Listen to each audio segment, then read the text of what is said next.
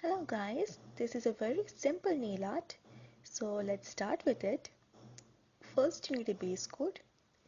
I'm using a transparent base coat, and then please apply your desired color of nail polish. I'm using two colors here for the contrast. And after it is fully dried, take a small brush. You can use a professional one, but I'm using an old uh, eyeliner brush as it is thin and it will do the trick for me.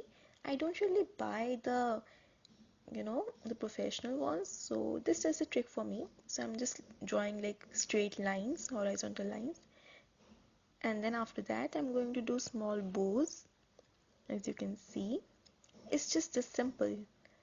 All you have to do is this, just wait for it to dry and then apply a transparent top coat over it, and after it's done it will look exactly like this.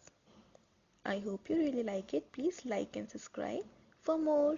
Thank you so much for watching.